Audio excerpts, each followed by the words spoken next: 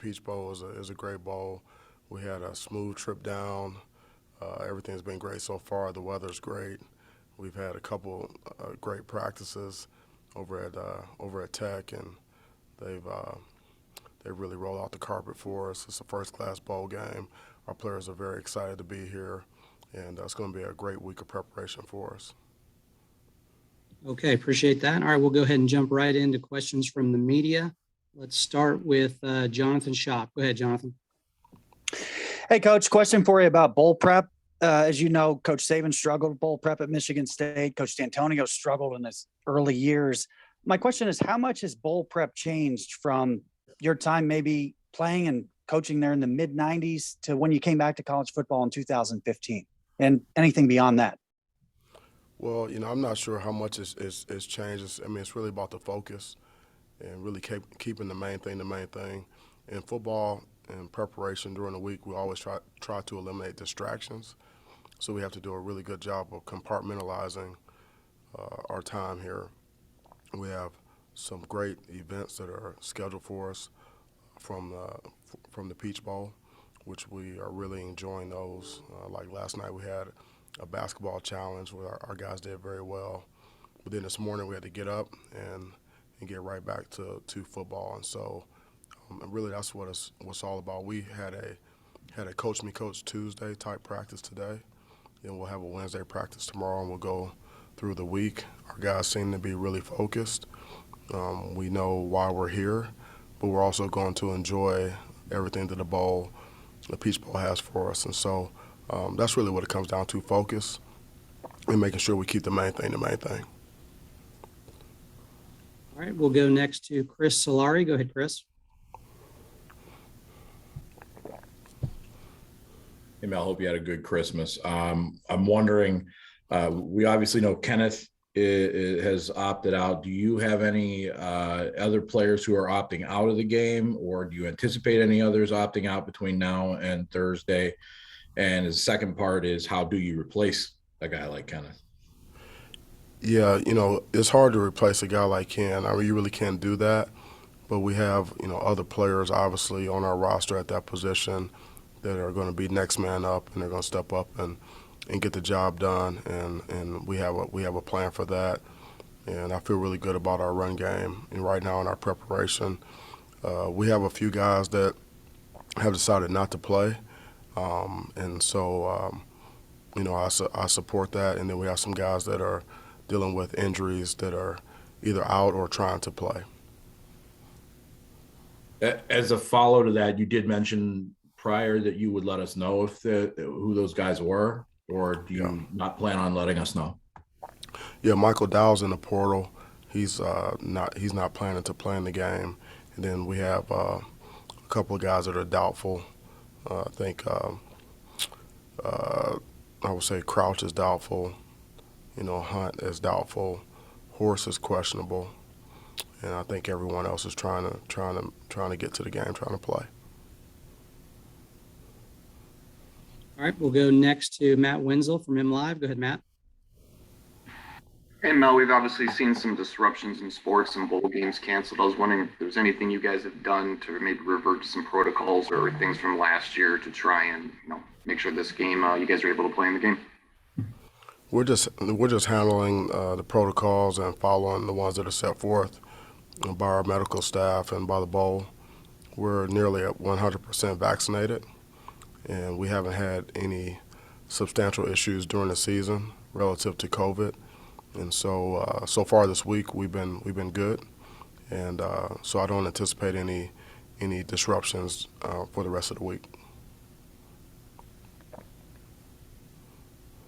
All right, we'll take our next question from Jerry DiPaola. Go ahead, Jerry. Good afternoon, Coach. There's been a little bit made up here about your pass defense and some of the stats that aren't that great. Are there any moments during the season this year that maybe indicate that your pass defense is better than what the numbers say? Well, it's really game to game, and we have to adhere to competitive greatness. Be at our best when our best is needed. Our best is going to be needed in this game. Absolutely. And so, really, the past is not predictive of the future unless you don't change the behavior. And so we made some adjustments. Our guys have worked really hard with the rush and the coverage working together, and we anticipate playing a better pass defense in this game. All right, we'll go next to Jared Ramsey from the State. Go ahead, Jared. Mel, last time you talked to the media, you said you hadn't dove much into Pittsburgh's tape yet. Over the past few weeks, what have you seen from them, and how are you preparing? Yeah, very good football team. They're balanced. They have some really good-looking players, offense, defense, and special teams. They're big, they're long, they're defensive stout. They're really good against the run. They apply a lot of pressure. They can deny the ball in tight coverage. Offensively, they're very versatile. They give you they have different types of tempo. They can throw it, and they have balance in the run game as well. Obviously, really good skill players. And so, special teams, they're very aggressive and they get after it. It's a very well-balanced team. I can see why they've had success this year. All right, we'll take our next question from Ian Kress from WLNS. Go ahead, Ian.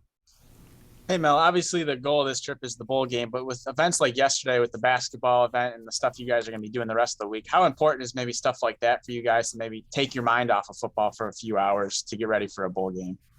I think it's important. Our guys love to have fun, and yesterday was a competition, and so the guys kind of lit up a little bit, and that was after Christmas dinner, and then some of the staffers, the young kids got called up to take pictures with Santa, and so I think the players enjoyed that, and then they had a kind of a choir group that was singing Christmas carols for us during dinner, and then our players kind of shamed a couple of our guys. They go up and sing Jazz Watson and Nick Samac. They go up and sing with them, so they did that, and then the basketball challenge. Guys were hooping and hollering and getting after it there, and we've got some guys on our team that were big-time hoopers in high school, and so they went in there and carried the load for us and did a great job, and so it was fun, and it was a good way to relax, and it was just a good team. Just a very, very good team atmosphere and family atmosphere, and I think our guys got a lot out of it. And it's important to have some things to kind of break up the monotony and take your mind off of football. But like I said, today our guys woke up, they came down to the meeting rooms, and they were focused and ready to go. All right, we'll take our next question from Anthony Patterson from the AJC. Go ahead, Anthony. Hey, Coach. When you, I think this is your third year as head coach. What would you say is the difference between you being a head coach from when you was the last defensive coordinator, obviously when you was at Georgia, and do you and Kirby Smart still talk to each other, and if so, what are those conversations like? Yeah, first of all, man, I like that sweater. So don't leave that laying around. I might find it before you lose it. But yeah, I usually the communication between Kirby and I is usually text. And as a third year head coach, it's a little different. This is my first go around as a head coach in a bowl game, and so. But I just draw on the experiences that I've had in the past with bowl trips, and there have been quite a few in national championship games and playoff games, and I was here at the Peach Bowl in 2000 with Coach Saban at LSU, and so again, it's not a one-man show. We have a great staff, great support staff, great operations folks. Everything's very organized, efficient. We all know what we need to do. And it's really we're just relocated, and we're doing what we do. Keep the main thing the main thing. We have a process, and we're following the process down here in the A. All right, next question will go to Matt Charbonneau. Go ahead, Matt. Mel, I would ask you about you mentioned your staff. Obviously, since we've talked to you last, William Piegler, the new going to Florida, and obviously Tillman earlier than that. I'm just wondering the challenge now of a bowl game, knowing these changes are coming, but still having William around. Does it change things at all for you? And I guess what do you do now? What's your timetable looking forward in terms of those two staff positions? Yeah, it doesn't change much at all. And the guys are still coaching hard. Really happy for them. Coach Till gets a chance to go back and coach his alma mater, and he's a Georgia native, and so that's a great opportunity for him to have the entire back rack. And then Peaks is reuniting with Billy, who's been a great mentor to him, and he's probably about 4 hours and 15 minutes away from his folks in South Carolina, his dad, and so it's a really good opportunity for him. But in terms of our preparation, it doesn't really change much. I'm going to take my time with the hires and make sure we get the folks in here that will be the right fit for our culture. All right, we'll go next to Stephen Brooks. Go ahead, Stephen. Thank you guys. Hey, Mel. Just What's up, touching Steve? on your Georgia experience. One of their players, I think it was a linebacker, came out in the media the other day, said he texted you about just some tips about playing Michigan and feedback about obviously having been the only team to beat them. How much of that have you gotten? And can you share with us a little bit about what you share about what you saw in that team, obviously playing in the playoff with Georgia here? Yeah, I hadn't got a lot of that, and obviously, Kirby and those guys don't need much from me in terms of preparation and getting ready. They do a great job of game planning. There's a lot of film available on the school down the road, and so they're going to do a great job in preparation, I'm sure. Obviously I'm a Big Ten guy first and foremost, and so it's UGA is I can only do so much for them, but they really don't need my help. Gotcha. All right, everybody. I think we've got time for about 3 more. Next, we're going to go to let's go to Dan Tortora. Go ahead, Dan. Hey, Coach, just what you could say, reflecting back on the, late 90s where you were a defensive graduate assistant for Michigan State all the way to where you are now, just when you look back on those moments and now being at a stage with a New Year's Six Bowl and the importance of the Peach Bowl, just what it means to you to reflect on your coaching career. Yeah, I haven't had a whole lot of time to reflect, but it's gone fast. I can tell you that much. I can remember going to a bowl game, going to the Aloha Bowl, I think it was, maybe in '97 with Coach Saban and playing Washington. And we were trying to stay on the relatively same schedule, so I think we were having 4 a.m. staff meetings and things like that. And so, I just had a lot of experience, over the years, and it's gone really quickly. I've learned a lot over the years in terms of bowl preparation and how to maximize our opportunities and from a practice standpoint to make sure our guys are healthy and fresh, ready to go in the game. But, I've enjoyed every moment of it. But I tell you what, man, the time flies. Someone on social media posted a picture of me back in the day. I had a lot more hair back then, man. It's like, I don't know, man. It's different. Thank you. Good luck. All right, let's go back to we'll go back to Chris Solari. Go ahead again, Chris.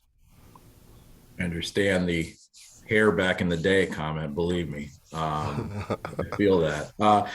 I wanted to ask you, you mentioned a little bit about Michael Dow and him not wanting to play with, you have a bunch of other guys who've gone into the portal in the past few weeks. What's the dynamic when you, because it seems like some of those guys will play or dress for the game. What's the dynamic as a coach to balance that between guys who are making that determination and keeping them in the mix for the game? Yeah, those are individual decisions that the players are making, and I'm supporting them on the decisions that they do make. And so I just told the guys at the very beginning, at the onset, if you're in, you're in 100%. And if you're not in, let's communicate that, and then we'll support you. And that's the way we're handling everything.